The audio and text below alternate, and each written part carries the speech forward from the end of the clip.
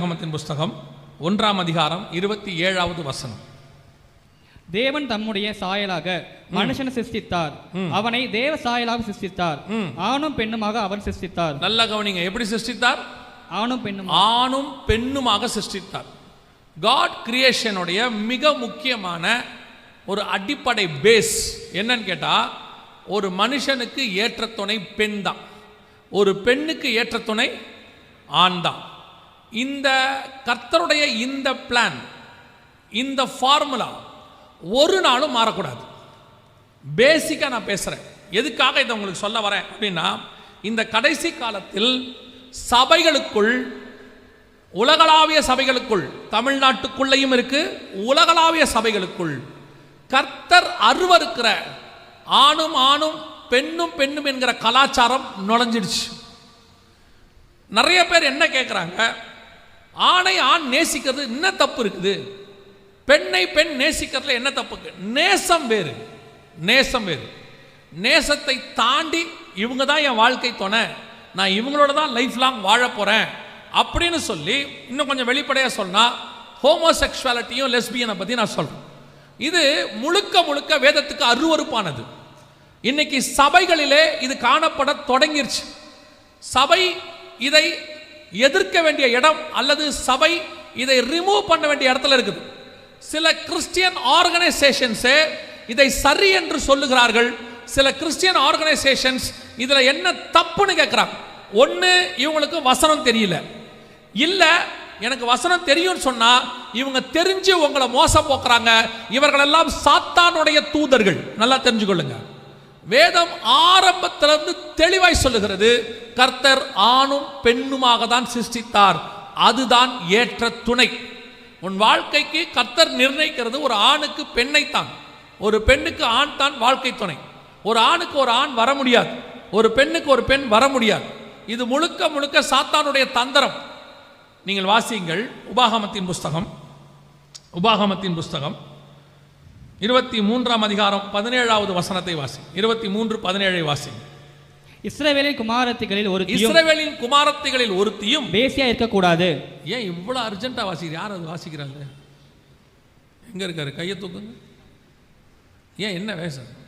பொறுமையா நிறுத்தி தெளிவா நிதானமா வாசிங்க.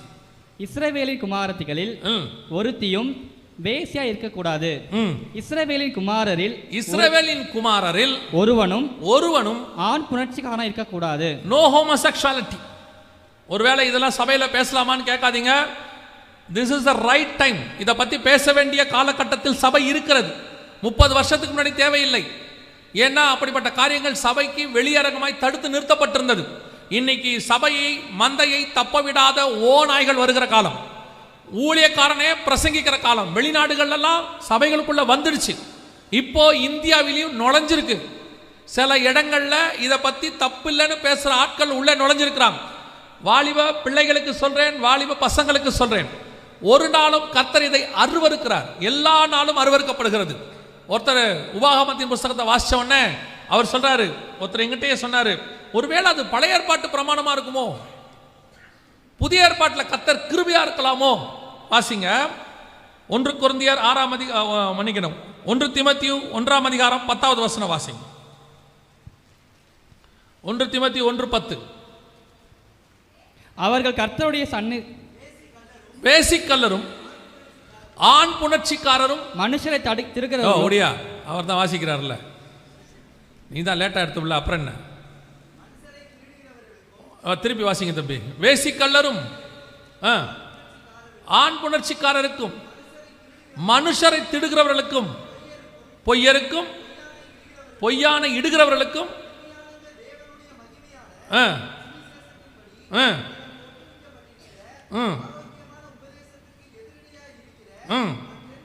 மற்ற எந்த செய்கைக்கும் விரோதமாய் விதிக்கப்பட்டிருக்கிறது. அகைன்ஸ்ட் தி காட்ஸ் லா. சபைகளுக்குள்ளே இப்படிப்பட்ட காரியங்கள் அருவருக்கப்படுகிறது. ஆணுக்கும் சரி, பெண்ணுக்கும் சரி. யார் சரின்னு சொன்னாலும் சரி, எவ்வளவு பெரிய ஊழியக்காரன் சரின்னு சொன்னாலும் சரி, எவ்வளவு பெரிய சபை சொன்னாலும் சரி, வேதம் தப்பென்று சொல்லுகிறது. தப்பு தான், அது பாவம்தான். ஒரு பெரிய சபை, 80,000 பேர் இருக்கிற சபை, அந்த சபையினுடைய போதகர் இவ்விதமாய் சொன்னார், நான் இந்த மாதிரி ஆணும் பெண்ணும் திருமணம் பண்ணுகிறவர்களை நான் தடுக்கிறதில்லை, என்கரேஜ் பண்றேன். காரணம், ஆண்டவர் பாவிகளை நேசிக்கிறார், நாம் ஏன் அவர்களை நேசிக்க கூடாது அப்படின்னார். திருப்பியும் சொல்றேன், ஆண்டவர் பாவிகளை நேசிக்கிறார், பாவத்தை அல்ல. பாவத்தை நேசிப்பதற்கும் பாவிகளை நேசிப்பதற்கும் வித்தியாசம் இருக்குது. பாவியை நேசிக்கிறார், எதுக்காக? பாவத்தை விட்டு வர வேண்டும் என்பதற்காக. ஒரு ஒரு ஒரு மனுஷன் இருந்தான், 38 வருஷம் படுத்திருந்தான். அவனை பார்த்து கர்த்தர் சொன்னாரு, விடுதலை ஆக்கினாரு. அடுத்து சொன்ன வார்த்தை என்ன தெரியுமா? இனி பாவம் செய்யாது. ஒரு அம்மா தப்பான வாழ்க்கை வாழ்ந்தாங்க, காலில் விழுந்தாங்க, இயேசு மன்னிச்சாரு. அடுத்து என்ன சொன்னாரு? இனி பாவம் செய்யாத. இயேசு பாவியை நேசித்தார், பாவத்தை அல்ல. பாவத்தை விட சொன்னார். இன்னைக்கு அந்த பாவத்தோட உட்கார்ந்து இருக்கிற சபை இருக்குது, அந்த பாவத்தை என்கரேஜ் பண்ற ஊழியக்காரங்க இருக்கிறாங்க. உங்களுக்கு சொல்லுகிறேன், அவர்கள் உங்களுக்கு நரகத்துக்கு வழிகாட்டுகிறார்கள்.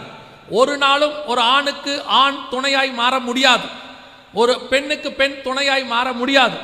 ஆணுக்கு பெண் தான் துணை, பெண்ணுக்கு ஆண் தான் துணை. இதுதான் ஃபார்முலா, இதான் நேச்சர், இதான் கர்த்தர் வகுத்தது. யார் இதற்கு விரோதமாய் சொன்னாலும் அவர்கள் பாவம் செய்கிறார்கள், அவர்கள் தேவனுக்கு விரோதமாய் போகிறார்கள்.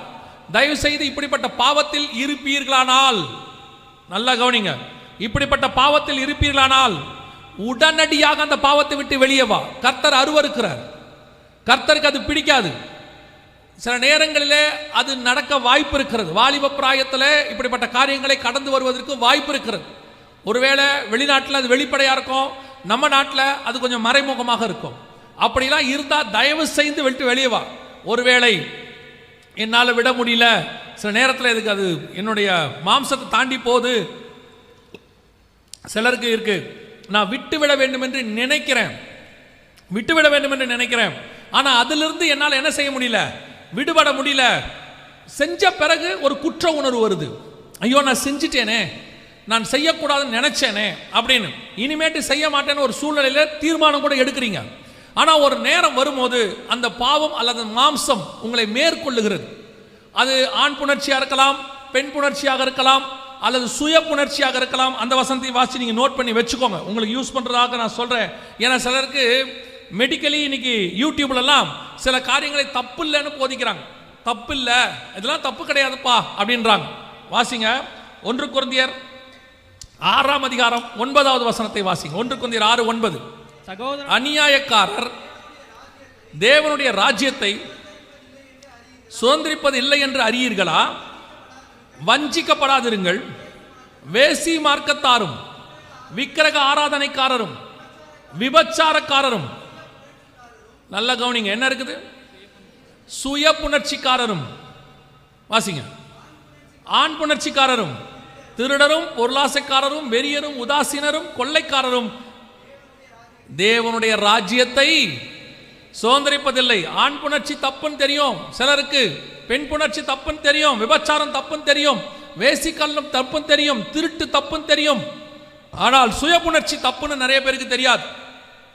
சபைகளில் அது பிரசங்கிக்கப்படுகிறது இல்லை, சபை அது இல்லை என்று நினைச்சிட்டு இருக்குது. தயவு செய்து வாலிப பிராயத்தில் இருக்கிறவர்களுக்கு ஆவியானவர் உணர்த்தினதால் தான் நான் சொல்றேன். இந்த பாயிண்ட் எனக்கு ஆவியானவர் எனக்கு உணர்த்தி நான் எடுத்துட்டு வந்து உட்கார்ந்துருக்கிறேன். எனக்கு உங்கள்கிட்ட பேசணுன்ற அவசியம் இல்லை. ஆனால் இந்த கடைசி காலத்தில் இதையெல்லாம் தப்பு இல்லைன்னு மெடிக்கலி சொல்றாங்க. உங்களுக்கு சொல்றேன், எல்லாரும் தப்பு இல்லைன்னு சொன்னாலும் பைபிள் தப்புன்னு சொன்னா தப்பு தான். எல்லாரும் செய்கிறதுனால ஒரு தப்பு சரியாய் மாறிவிடாது. சோதோம்ல எல்லாரும் ஹோமோசெக்சுவாலிட்டியில இருந்தா, ஆனா அது தப்பு அப்படின்னு ஒரே ஒருத்தன் மட்டும்தான் இருந்தான். யாரு? லோத்து. இப்ப கர்த்தருடைய பார்வையில லோத்து தான் நீதிமான். எல்லாரும் செஞ்சதுனால அது என்னவாயிடாது? சரியாயிடாது. நோவா காலத்துல நோவா மட்டும்தான் என்னவா இருந்தான்? நீதிமான். உலகமே சீர்கேடா இருந்தது. எல்லாரும் செஞ்சதுனால உலகம் செஞ்சது சரியாயிடாது. நோவா தேவனோடு கூட சஞ்சரித்து கொண்டிருந்தான். எல்லாரும் செய்யறதுனால ஒரு தப்பு சரியாயிடாது. அவன் செய்யறான், இவன் செய்யறான், அவங்க பண்றான், டிவியில சொல்றான், யூடியூப்ல சொல்றான், ஒரு பெரிய செலிபிரிட்டி சொல்றாரு, யார் வேணாலும் சொல்லட்டும். வேதம் என்ன சொல்லுது அதான் முக்கியம்.